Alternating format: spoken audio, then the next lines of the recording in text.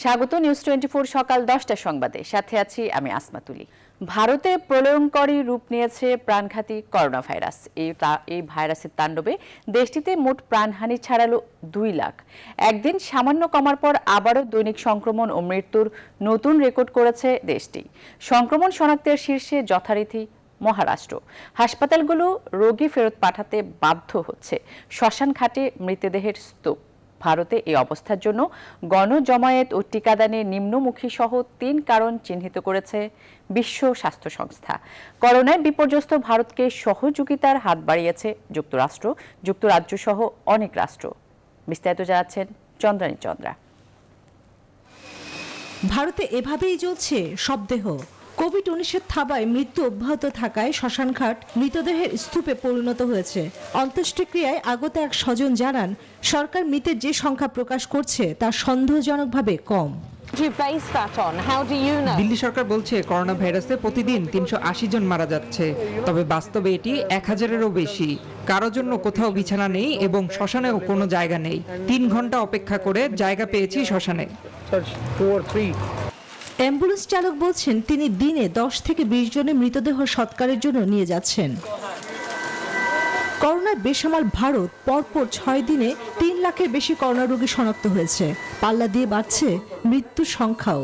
সবশেষ 24 ঘন্টা হিসেবে নতুন আক্রান্ত 3,62,902 জন, আর মৃত্যু হয়েছে 3,285 জনের। বিশ্ব স্বাস্থ্য সংস্থা ভারতের এই পরিণতির জন্য 3টি কারণ উল্লেখ করেছেন: গণজমায়েত, অতি সংক্রামক করোনার ধরন ও টিকাদানের নিম্ন হার। অক্সিজেন সরবরাহ আর শয্যা না থাকায় রোগী ফেরিয়ে দিতে বাধ্য হচ্ছে ভারতের অনেক হাসপাতাল। মরদেহের চাপ বাড়তে থাকায় শ্মশানগুলো নির্মাণ করা হচ্ছে অতিরিক্ত চিতা। অবিলম্বে আমাদের প্রয়োজন হলো অক্সিজেন সরবরাহ বৃদ্ধি, ভেন্টিলেটরগুলির বৃদ্ধি, রোগীদের বিছানা সহজলভ্য করা। অক্সিজেন ট্যাঙ্ক আমাদের যা আছে, বিশ্বের বিভিন্ন দেশ থেকে প্রচুর সহায়তা আসছে। সেগুলো রেল ব্যবস্থা ব্যবহার করে প্রয়োজনীয় স্থানগুলিতে পৌঁছানোর জন্য ভারত তাদের সক্ষমতা সেরাটা দেওয়ার চেষ্টা করছে। ব্রিটেনের কাছ থেকে চিকিৎসা সহায়তার প্রথম চালান এসেছে। মার্কিন যুক্তরাষ্ট্র, জার্মানি, ইসরায়েল ও পাকিস্তান সহ অন্যান্য দেশও চিকিৎসা সহায়তার প্রতিশ্রুতি দিয়েছে। চন্দ্রানী চন্দ্রা, নিউজ 24। করোনা সংক্রমণ রোধে ভারতের সঙ্গে স্থলপথে চলাচল বন্ধ। 14 দিন মানুষের যাতায়াত বন্ধ থাকলেও পণ্য পরিবহন স্বাভাবিক থাকবে। এই ধারাবাহিকতায় সাতক্ষীরার ভোমরা ও কুড়িগ্রাম সোনাহাট স্থলবন্দরে আমদানি রপ্তানি চললেও স্বাস্থ্যবিধি মানছেন না ভারত থেকে আসা ট্রাক চালক ও হেলপাররা। বন্দরের অভ্যন্তরে প্রবেশ করে অবাধে ঘুরে বেড়াচ্ছেন তারা। এই অবস্থায় করোনার সংক্রমণ ছড়িয়ে পড়ার আশঙ্কায় স্থানীয়রা। প্রতিনিধিদের তথ্য চিত্রে ডেস্ক রিপোর্ট। বর্তমানে করোনার থাবায় বিপর্যস্ত ভারত। প্রতিদিনই দেশটিতে বাড়ছে করোনায় আক্রান্ত ও মৃতের সংখ্যা। এ অবস্থায় করোনার সংক্রমণ রোধে সোমবার থেকে 14 দিনের জন্য সীমান্ত পথে ভারত বাংলাদেশের মধ্যে ইমিগ্রেশন কার্যক্রম বন্ধ ঘোষণা করেছে সরকার। তবে আমদানি রপ্তানি কার্যক্রম স্বাভাবিক রয়েছে। এ অবস্থায় সাতক্ষীরার ভোমরা স্থলবন্দরে স্বাস্থ্যবিধি মানতে উদাসীন ভারত থেকে আসা ট্রাক চালক ও হেলপাররা। এ কারণে অদৃশ্য এ ভাইরাস ছড়িয়ে পড়ার শঙ্কায় স্থানীয়রা। মাস্ক এবং অন্যান্য সতর্কতা অবলম্বন না করেই তারা যত্রতত্র ঘোরাঘুরি করছে। ভারত থেকে যেসব ট্রাকগুলো ঢুকছে, আর কোনো স্বাস্থ্যবিধি কোনো কিছু নিয়মকানুন মানা হচ্ছে না। যদিও স্বাস্থ্য বিভাগের পক্ষ থেকে ভোমরা স্থলবন্দরে একটি মেডিকেল টিম রাখা হয়েছে, তবে ভারত থেকে আসা পণ্যবাহী ট্রাক নির্দিষ্ট স্থানে না থামানোর কারণে চালক ও হেলপারদের মধ্যে স্বাস্থ্য পরীক্ষা করা সম্ভব হচ্ছে না, এমন দাবি তাদের। বন্দর কর্তৃপক্ষ, এজেন্ট কর্তৃপক্ষ, ওনারা এখানে সে ট্রাক ড্রাইভার বা হেল্পার তাদের নামার ব্যবস্থা সেইভাবে এখন তো করতে পারেনি, যেখানে আমরা সুষ্ঠুভাবে তাদের পরীক্ষা করতে পারতেছি না। তবে শতভাগ স্বাস্থ্যবিধি নিশ্চিতে সব ধরনের উদ্যোগ নেওয়া হবে বলে জানালেন বন্দরের এই কর্মকর্তা। বর্ডারে মিটিং এর পরে ওনারা ব্যবস্থা করুক আর না করুক, বন্দর থেকে আমরা প্রয়োজনে মেশিন কিনে দেবো, যার অংশে সে স্বাস্থ্যবিধি পালন করবে, আমি সেটা বলতে পারবো। একই চিত্র কুড়িগ্রাম সোনাহাট স্থলবন্দরেও। প্রতিদিন 100 থেকে 150 ট্রাক পণ্য নিয়ে ভারত থেকে বাংলাদেশে প্রবেশ করছে। এসব ট্রাক চালকের স্বাস্থ্য পরীক্ষার কোনো ব্যবস্থা নেই বন্দরটিতে। এতে স্থলবন্দরে করোনা সংক্রমণের ঝুঁকি বেড়েই চলেছে। Desk report, news 24। করোনা নিয়ন্ত্রণে লকডাউনের সময়সীমা দীর্ঘ হলেও জনসচেতনতা কমেছে। শহরের রাজপথে গণপরিবহন ছাড়া সবকিছুরই অবাধ চলাচল। দোকানপাট খোলায় ভিড়ও বাড়তে শুরু করেছে। ঢাকা ও চট্টগ্রাম থেকে আমাদের সহকর্মীরা যুক্ত হচ্ছেন। শুরুতে যাচ্ছি মাসুদা লাবিনের কাছে। লাবণী, রাজধানীর চিত্র কেমন দেখছেন?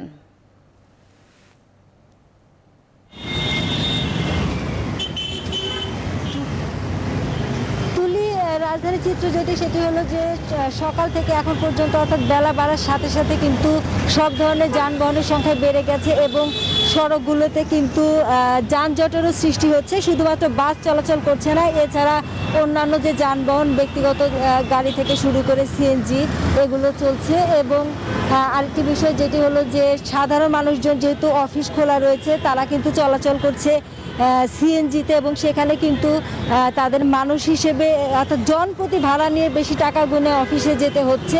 এটি একটি দুর্ভোগের কথাই তারা বলছেন।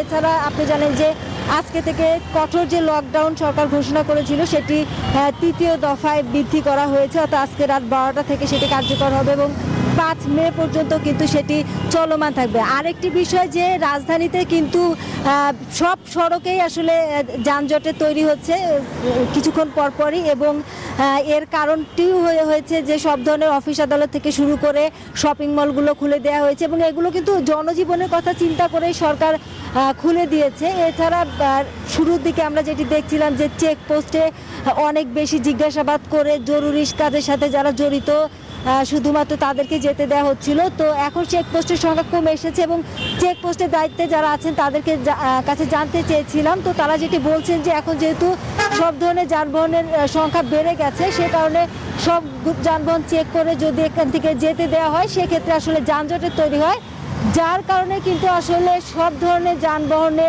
যারা বের হচ্ছেন, কী কারণে বের হচ্ছেন, কেন বের হচ্ছেন, এই জিজ্ঞাসাবাদের সংখ্যাটা কিছুটা কমে এসেছে। তুলি। লাবণী, ধন্যবাদ আপনাকে। এ পর্যায়ে চট্টগ্রাম থেকে যুক্ত হচ্ছেন সহকর্মী নয়ন বড়ুয়া জয়। জয়, চট্টগ্রামের মার্কেটগুলোর স্বাস্থ্যবিধি কতটা মানা হচ্ছে?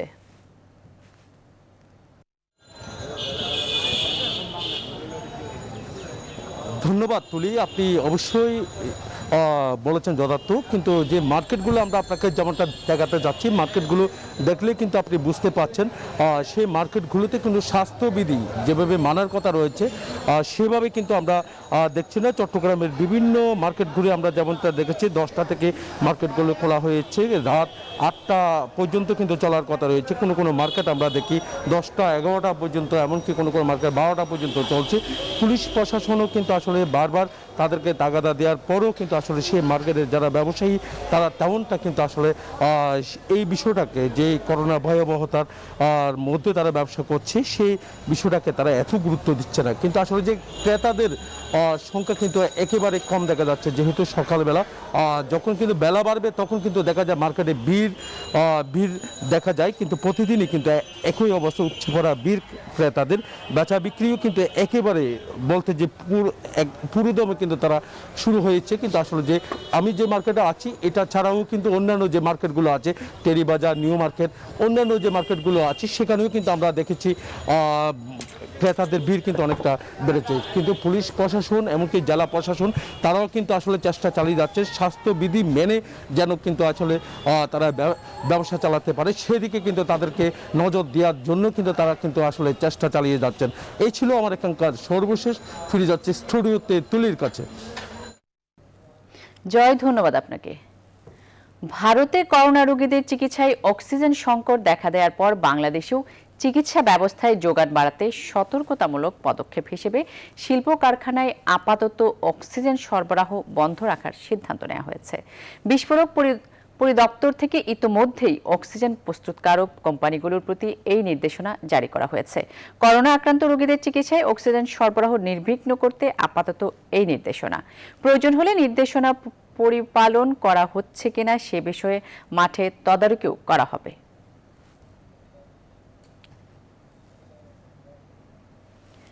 দেশে করোনার প্রকোপ থাকায় এখনও হাসপাতালগুলোই চাপ। রংপুরের অবস্থা জানাতে সরাসরি যুক্ত হচ্ছি সহকর্মী রেজাউল করিম মানিকের সাথে। মানিক, রংপুরে করোনা সংক্রমণ ও হাসপাতালের চিকিৎসা ব্যবস্থার কি অবস্থা?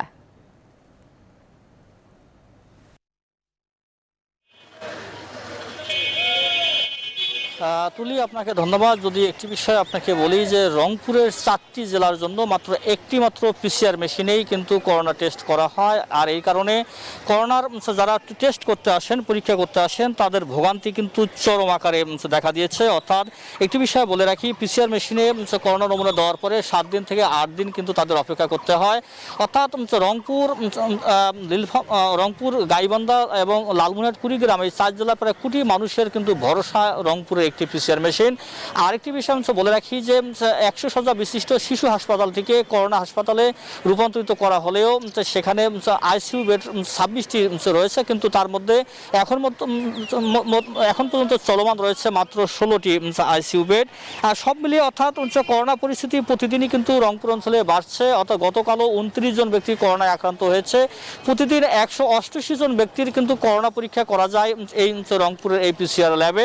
আমরা কথা বলেছি রংপুর বিভাগের যিনি স্বাস্থ্য বিভাগের পরিচালক রয়েছেন ডাক্তার রাহাত আলী, তিনি আমাদেরকে জানিয়েছেন যে আসলে অক্সিজেনের ঘাটতি রংপুর বিভাগের কোথাও নেই, কোনো হাসপাতালে নেই, অক্সিজেন পর্যাপ্ত পরিমাণ রয়েছে। কিন্তু করোনার যে পরীক্ষার যে বিষয়টি সেটি তিনি স্বীকার করেছেন যে আসলে এই পিসিআর মেশিনের স্বল্পতার কারণেই মানুষের ভোগান্তি কিন্তু চরম আকার ধারণ করেছে।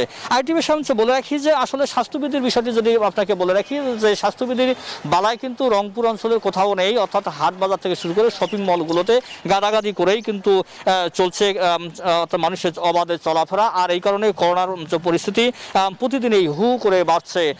তুলি, এই ছিল আমার কাছে রংপুর থেকে সর্বশেষ। মানিক, ধন্যবাদ আপনাকে। রংপুরের হাসপাতালের চিকিৎসা সেবার অবস্থা জানাচ্ছিলেন সহকর্মী রেজাউল করিম মানিক। প্রধানমন্ত্রী শেখ হাসিনা বলেছেন, বৈশ্বিক উষ্ণায়ন ঠেকাতে উদ্যোগ নিতে হবে কার্বন নিঃসরণকারী ধনী দেশগুলোকেই। এই জন্য উন্নত রাষ্ট্রের জোট G20-কে ভূমিকা রাখার আহ্বান জানান তিনি। বিশ্বজুড়ে কোভিড মহামারীর প্রসঙ্গ উল্লেখ করে শেখ হাসিনা বলেন, ঐক্যবদ্ধভাবে এই মহামারী মোকাবেলা করা প্রয়োজন। বিশ্ব নেতাদের জলবায়ু পরিবর্তন নিয়ে আয়োজিত ভার্চুয়াল সামিটে এ কথা বলেন তিনি।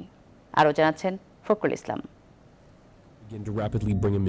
পৃথিবীর তাপমাত্রা বেড়ে যাওয়ায় অস্বাভাবিক আচরণ করছে প্রকৃতি, আর এই পরিবর্তনের জন্য বাংলাদেশের মতো উন্নয়নশীল দেশগুলোর দায় 3.5 ভাগেরও কম। 80% কার্বন নিঃসরণের মাধ্যমে পৃথিবীর উষ্ণতা বাড়াচ্ছে গুটিকতক ধনী রাষ্ট্র। এমন বাস্তবতায় ফরেন পলিসি ভার্চুয়াল ক্লাইমেট সামিটে বাংলাদেশের প্রধানমন্ত্রী জলবায়ু পরিবর্তনের ক্ষতি কমাতে প্যারিস চুক্তির পূর্ণাঙ্গ বাস্তবায়নের উপর গুরুত্ব দেন। The global temperature is rising.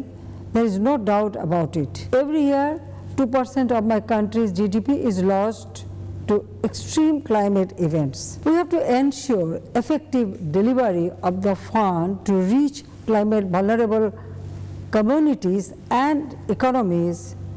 Strict implementation of the Paris Agreement is the only way to check global emission and thereby global warming.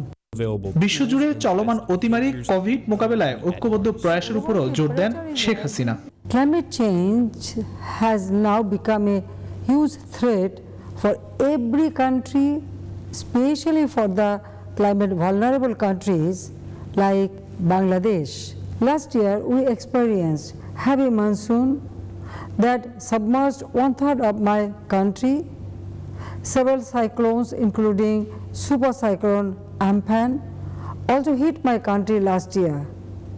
All these phenomena are due to climate change. প্রধানমন্ত্রী বলেন, Covid মহামারীর পর জলবায়ু পরিবর্তন ইস্যুই পৃথিবীর জন্য সবচেয়ে হুমকির বিষয়। ফখরুল ইসলাম, নিউজ 24, ঢাকা। করোনা ভাইরাসে আক্রান্ত বিএনপি চেয়ারপারসন বেগম খালেদা জিয়াকে রাজধানীর এভার কেয়ার হাসপাতালে ভর্তি করা হয়েছে। সিটি স্ক্যান সহ প্রয়োজনীয় পরীক্ষা নিরীক্ষার জন্য ডাক্তারদের পরামর্শে তাকে হাসপাতালে ভর্তির সিদ্ধান্ত নেওয়া হয়। তবে খালেদা জিয়া ভালো আছেন বলে জানিয়েছেন বিএনপি মহাসচিব মির্জা ফখরুল ইসলাম আলমগীর। প্লাবন রহমানের রিপোর্টে বিস্তারিত। বুধবার রাত 10টার দিকে রাজধানীর এভারকেয়ার হাসপাতালে নেওয়া হয় বিএনপি চেয়ারপারসন বেগম খালেদা জিয়াকে। মূলত করোনা পরবর্তী বেশ কিছু পরীক্ষা নিরীক্ষা করাতেই হাসপাতালে আসেন বেগম জিয়া। রাত 12টার দিকে খবর, এভারকেয়ার হাসপাতালে ভর্তি হয়েছেন বিএনপি চেয়ারপারসন। চিকিৎসকরা জানান, বিস্তারিত পরীক্ষার জন্য রাতে সাময়িকভাবে ভর্তি করা হয় তাকে। তবে হাসপাতাল থেকে বের হয়ে বিএনপি মহাসচিব জানান, ভর্তি করানো হলেও ভালো আছেন বেগম খালেদা জিয়া। ওই যে বললাম তো সেটা, যে ওনার আরো পরীক্ষা নিরীক্ষা করা দরকার, সেই জন্য। Thank you. করোনার কোনো জটিলতা তৈরি হচ্ছে কিনা? না, কোনো জটিলতা নাই। করোনাতে কোনো জটিলতা না না হয়নি স্যার। না না, আরো কিছু পরীক্ষা নিরীক্ষা করতে হবে, সেই জন্য উনি কয়েকদিনের জন্য ভর্তি হতে হয়েছে। বুধবারই বেগম খালেদা জিয়ার ইসিজি, আলট্রাসোনোগ্রাম সহ কয়েকটি পরীক্ষা করা হয়েছে। বাকি পরীক্ষাগুলো বৃহস্পতিবার করা হবে বলে জানান চিকিৎসকরা। সব পরীক্ষার ফলাফল বিশ্লেষণের পরই সিদ্ধান্ত হবে কবে বাসায় ফিরবেন বিএনপি চেয়ারপারসন। হাসপাতাল থেকে বের হয়ে মেডিকেল টিমের প্রধান অধ্যাপক ডাক্তার FM সিদ্দিকী কথা বলেন গণমাধ্যমের সামনে। আমরা কিছু ইনভেস্টিগেশন করেছি এবং ওনাকে এখানে আমরা টেম্পোরারি একটা অ্যাডমিশন দিয়ে রেখেছি এই কারণে যে আমাদের আরও কিছু পরীক্ষা বাকি রয়ে গেছে। সেই টেস্টগুলো আমরা কালকে করব এবং সেই টেস্টগুলো করে সেই টেস্টের রিপোর্ট রিভিউ করে আমরা আবার ওনাকে ইনশাআল্লাহ বাড়িতে ফিরিয়ে নিয়ে যাব। জানান করোনার জন্য ঝুঁকিপূর্ণ 14 দিন পার করেছেন বেগম জিয়া। পার হয়েছে 19তম দিনও। এখন আরও বিস্তারিত পরীক্ষার জন্যই এবার হাসপাতালে নেওয়া হয়েছে খালেদা জিয়াকে। এর আগে 24 এপ্রিল দ্বিতীয়বার করোনা পরীক্ষা করা হয় খালেদা জিয়ার। সে রিপোর্টেও করোনা পজিটিভ আসে, তবে তার দেহে ভাইরাসের কোনো লক্ষণ নেই বলে জানিয়েছেন তার চিকিৎসকরা। প্লাবন রহমান, নিউজ 24, ঢাকা। রাজধানী সহ দেশের বিভিন্ন স্থানে আজ সকাল 8:21 ভূমিকম্প অনুভূত হয়েছে। আবহাওয়া অধিদপ্তর বলছে রিক্টার স্কেলে এর মাত্রা ছিল 6। ভূমিকম্পের উৎপত্তিস্থল ঢাকা থেকে 397 কিলোমিটার দূরে আসামে। তবে ভারতের গণমাধ্যম বলছে উৎপত্তিস্থলে মাত্রা ছিল 6.2। কয়েকদিন ধরেই সারা দেশে তীব্র দাবদাহ চলছে। এর মধ্যে ভূমিকম্প হলো, তবে ভূমিকম্পে কোনো ক্ষয়ক্ষতির খবর পাওয়া যায়নি।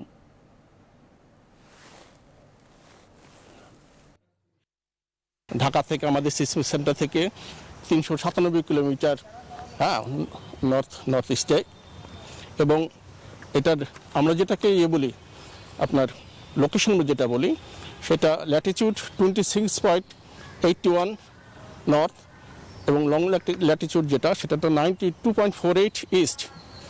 এটা আসাম ইন্ডিয়াতে।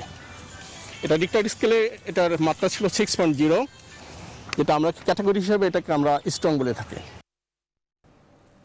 সময় হলো একটি বিরতির, সঙ্গেই থাকুন। আবারও স্বাগত, দেখছেন নিউজ 24 সকাল 10টার সংবাদ। করোনা ভ্যাকসিন নিয়ে অনিশ্চয়তার কিছু নেই বলে জানিয়েছেন আওয়ামী লীগ সাধারণ সম্পাদক ও সড়ক পরিবহন ও সেতুমন্ত্রী ওবায়দুল কাদের। জাতির জনক বঙ্গবন্ধু শেখ মুজিবুর রহমানের দ্বিতীয় পুত্র ও প্রধানমন্ত্রী শেখ হাসিনার ভাই বীর মুক্তিযোদ্ধা শহীদ লেফটেন্যান্ট শেখ জামালের ৬৮তম জন্মদিন উপলক্ষে বনানীতে তার কবরে শ্রদ্ধা জানানো শেষে সাংবাদিকদের এ কথা বলেন তিনি। বলেন, করোনা মোকাবেলায় যেখান থেকে সম্ভব সেখান থেকেই টিকা সংগ্রহ করবে সরকার। মহামারীর এই সময়ে অসহায় মানুষদের পাশে দাঁড়ানোর জন্য সবার প্রতি আহ্বানও জানান ওবায়দুল কাদের। ভ্যাকসিন নিয়ে এখন আর কোনো অনিশ্চয়তা নেই। ভ্যাকসিন অলরেডি স্পুটনিকের ব্যাপারে 40 লাখ স্পুটনিক ডোজ পাওয়ার ব্যাপারে বাংলাদেশ নিশ্চয়তা পেয়েছে, এটা প্রুভ করা হয়েছে। এখানে বিশেষ সম্পর্কের কোনো বিষয় নেই। আমাদের ভ্যাকসিন দরকার, আমাদের জনগণকে বাঁচাতে যেখান থেকেই পাবো সেখান থেকে আমরা ভ্যাকসিন সংগ্রহ করব। আপনি শখ করে যে নুডলস খাচ্ছেন তার নোংরা স্যাঁতসেঁতে পরিবেশের তৈরি নয় তো? রাজধানীর স্থানারপাড়ে ব্র্যান্ড নকল করে এমনই কারসাজি করে যাচ্ছে একটি কারখানা। সাভারে এরকম পরিবেশে সোডা, পাউডার, দুধ আর রং মিশিয়ে বানানো হচ্ছে শখের মিষ্টি। বেকারি পণ্য তৈরিতেও নেই মানের বালাই। খাদ্য আতঙ্ক ধারাবাহিক রিপোর্টের আজ থাকছে শেষ পর্ব। ইশাদ সোহেলের ছবিতে বিস্তারিত জানাচ্ছেন ফখরুল ইসলাম। নুডলস বানাতে ব্যস্ত কর্মচারী। এটি সানারপাড়ে জুইল ফুড প্রোডাক্টসের কারখানা। কোকোলো ব্র্যান্ডের বিপুল পরিমাণ নুডলস বাজারজাতের জন্য প্রস্তুত করা হচ্ছে। এই নুডলস বানানোর পরিবেশটা বেশ নোংরা আর অস্বাস্থ্যকর। কারখানাটিতে মহা ধুমধামে কোকোলো ব্র্যান্ডের নুডলস প্যাকেটজাত করছে কর্মচারী। এটি কি কোকোলার আসল ব্র্যান্ড? খুঁজতে বেরিয়ে আসলো মহা জালিয়াতি। কারখানা কিংবা ব্র্যান্ড কোনো কিছুরই অনুমোদন নেই, তবুও বানানো হচ্ছে ব্র্যান্ডের নুডলস। বিষয়টি মালিককে জিজ্ঞেস করতেই তেড়ে আসে সংবাদকর্মীদের উপর। আপনাকে তো সব দেখে লাভ, এখন আপনারা মানে পুরো কেন নকল করছেন? কোকোলা তো না, আপনি কে ও কে বিরাট নকল করছে? এটা কি কেন বুঝলেন বিরাট নকল করছে? কে বলছে বিরাট নকল করছে আপনাকে? কে জানেন রে ভাই? সাভারের এই কারখানায় অস্বাস্থ্যকর পরিবেশে তৈরি করছে মিষ্টি। পাশের রুমে শোরুমের পুরনো মেয়াদোত্তীর্ণ মিষ্টিগুলো চিবিয়ে শিরায় ভাজার জন্য প্রস্তুত করা হচ্ছে, তাও বেশ নোংরা। পরিবেশে আমাদের ঠিক মানে দেখা উনিশ হইতে পারে, বুঝলেন নেই। এই কারখানায় বেকারি পণ্য বানানো হচ্ছে স্যাঁতসেঁতে পরিবেশে। কামরাঙ্গীরচরের এই বেকারির পরিবেশ যেন আরো করুন। খোলামেলা বস্তায় রাখা হয়েছে বিস্কিট। অন্যের ব্র্যান্ড নকল করে যিনি তৈরি করবেন, তিনি যেরকম ব্র্যান্ডিং এর আইন ভঙ্গ করবেন, একই সাথে তিনি এই নকল পণ্য এবং প্রতারণামূলক পণ্য উৎপাদনের জন্য আইনগতভাবে তিনি দায়ী হবেন। নোংরা বা মানহীন পরিবেশে কোনো খাদ্য তৈরি করা যাবে না, উৎপাদন করা যাবে না, এবং আমরা এই ব্যাপারে আমাদের অবস্থান খুব কঠোর। খাদ্যে ভেজাল নকল দূর করতে অসাধু ব্যবসায়ীদের বিরুদ্ধে আইনের কঠোর প্রয়োগ জরুরি বলে মনে করেন সংশ্লিষ্টরা। ফখরুল ইসলাম, নিউজ 24, ঢাকা। এবারে সারার সৌজন্যে ঈদ বাজারের খবর। ঈদ বেশি আনন্দ দেয় ছোটদের, এর জন্য ঈদের কেনাকাটায় তাদের আবদারেরও শেষ নেই। বাবা মার সন্তানদের পছন্দ নিজেদের করে নেন বলে ঈদ বাজারে শিশুদের কেনাকাটা জমে ওঠে বরাবরই। আর তাই নগরের বিভিন্ন বিপণী কেন্দ্রে বাহারি পোশাকের পসরা সাজিয়েছেন দোকানিরা। বিস্তারিত জানাচ্ছেন ফাতেমা কাউসার। ঈদ হোক বা যে কোনো উৎসব, শিশুদের পোশাকের দোকানে থাকে সাজ সাজ রব। আসছে ঈদে তাই পরিবারের ছোট সদস্যদের মুখে হাসি ফোটাতে রাজধানীর শপিং মলগুলোই ভিড় করছেন ক্রেতারা। ঈদের বাকি আর 2 সপ্তাহ। বিপণী বিতানগুলো এখনো জমে না উঠলেও শিশুদের পোশাকের দোকানগুলোই বেড়েছে বেচা বিক্রি। শিশুরা যাতে আরাম পায় তার জন্য সুতি কাপড়কে প্রাধান্য দেওয়া হয়েছে এবার। তবে ঈদ বলে কথা, এজন্য সুতি কাপড়ের সঙ্গে জর্জেট, শিপন কাপড়ের মিশেলে তৈরি করা হয়েছে পোশাক। এতে চাকচিক্য আনতে ডলার সুতার কাজ দিয়ে আনা হয়েছে বৈচিত্র্য। বাচ্চাদের টি শার্ট আছে, তারপর হচ্ছে বাচ্চাদের ফ্রক আছে, বাচ্চাদের থ্রি পিস আছে। তো এগুলো কালেকশনগুলো হচ্ছে মোটামুটি হচ্ছে গরমের কালেকশন তৈরি করতেছে। কটনের উপরে একটু ভেরিয়েশন, যেগুলো একটু কাজ টাচ করা, এই ধরনের ড্রেসগুলোই বেশি চলতেছে। এবং কাস্টমারও এখন সচেতন, স্বাস্থ্যবিধি মাইনেই আপনি কেনাকাটা করতে আসে। তবে নাম বা দাম যাই হোক, বিভিন্ন বয়সী শিশু কিশোর বাবা মায়ের হাত ধরে ঘুরে ঘুরে কিনছে ঈদের পোশাক। কেউ নিজের, কেউ বা আবার বাবা মায়ের পছন্দে। তুমি কি ঈদে কেনাকাটা করেছো? হ্যাঁ। কি কিনেছো? জুতা আর মোবাইল। গরমে সুতি পাতলা ড্রেসই ভালো লাগে। বাবা মার সঙ্গে আমি ঈদের শপিং করতে আসছি, আমার খুব ভালো লাগছে। গোলাপি রঙের ড্রেস কিনবো এবং গ্রাউন্ড কিনবো।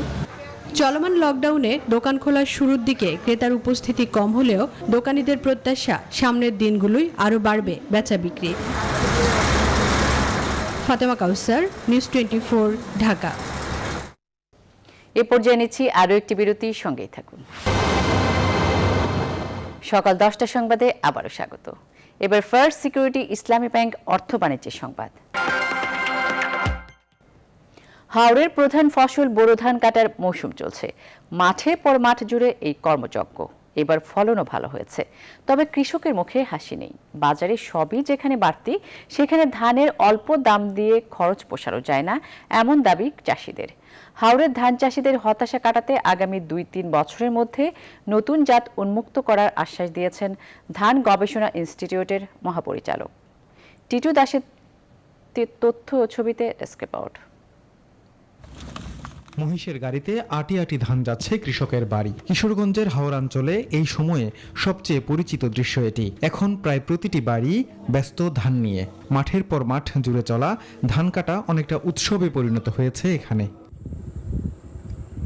শ্রমিক কিংবা আধুনিক কম্বাইন্ড হারভেস্টার যে যেভাবে পারছেন ফসল তুলছেন। হাওরের একমাত্রই ফসল কৃষকের সারা বছরের খোরাকি। তবে খুশি নেই তারা, বলছেন সার, বীজ, শ্রমিক সহ সব খরচের তুলনায় ধানের দাম কম। খরচ হিসাবে তো মনে হয় ধানের দাম পাইতেছি না। ধানের বাজার 650 টাকা, অন্তত না বেচে আমরা পারতেছি না। কীটনাশক, সার, কৃষক, শ্রমিক, লেবার খরচ দিয়া এগুলো দিয়ে কৃষি কাজ করে আর ফলন ফলায় আর তেমন একটা লাভবান হয়। এজন্য সরকারের দিকে চেয়ে আছেন দরিদ্র এসব চাষি। বলছেন উপযুক্ত দামে সরকার ধান কিনলে খেয়ে পড়ে বাঁচতে পারে উৎপাদক শ্রেণী। সকাল দাম তো 1000 না 1100-1200 দর করতে আমরা লাভবান চালাবো। ধানের দরটা বাড়তি থাকলে আমরা একটু জান বাঁচি আর কি। সরকারের দিকে আমরা রেডি, আমাদের কথা আর কি। পানির কারণে হাওরে ধান চাষ করা যায় খুব কম সময়ের জন্য। ধান গবেষণা ইনস্টিটিউট এজন্য স্বল্প জীবনকালীন ও উচ্চ ফলনশীল জাত উদ্ভাবনের দ্বারপ্রান্তে। এই এলাকা উপযোগী আমরা জাত উদ্ভাবন করব, স্বল্প জীবনকালীন এবং উচ্চ ফলনশীল সেই ধরনের জাত আমরা উদ্ভাবন করছি। ইতিমধ্যে আমরা কাজ শুরু করেছি। আশা করি যে আমরা আগামী 2-3 বছরের মধ্যে এই এলাকার জন্য এইসব জাত আমরা অবমুক্ত করতে পারবো। এবছর কিশোরগঞ্জের হাওরে 1,02,500 হেক্টর জমিতে বোরো আবাদ হয়েছে। Desk report, news 24। সময় হলো আরও একটি বিরতির সঙ্গে। আবারও স্বাগত, দেখছেন নিউজ 24 সকাল 10টা সংবাদ। এবার খেলার খবর। সিরিজের দ্বিতীয় টেস্টকে সামনে রেখে ক্যান্ডিতে অনুশীলন করেছে জাতীয় ক্রিকেট দল। প্রথম টেস্ট জয়ের পর সিরিজ জয়ের লক্ষ্যে নিজেদের ঝালিয়ে নিচ্ছে টাইগাররা। অনুশীলনের নেটে ঘাম ঝরিয়েছেন ক্রিকেটাররা। অনুশীলনে ব্যাটিং, বোলিং, ফিল্ডিং 3 ডিপার্টমেন্ট নিয়ে আলাদা কাজ করিয়েছেন Bangladesh coach Russell Domingo. 2 match test সিরিজের ক্যান্ডিতে প্রথম টেস্ট ড্র হয়েছে। 2 ইনিংসে দুটো রেকর্ড সংখ্যক রান সংগ্রহ করেছে। এই জন্য টেস্ট শেষে উইকেট নিয়ে হয়েছে নানান আলোচনা। একই ভেন্যুতে শ্রীলঙ্কার বিপক্ষে দ্বিতীয় টেস্ট খেলতে 29 এপ্রিল মাঠে নামবে বাংলাদেশ। এখন এ পর্যন্তই, সাথে থাকায় ধন্যবাদ সবাইকে।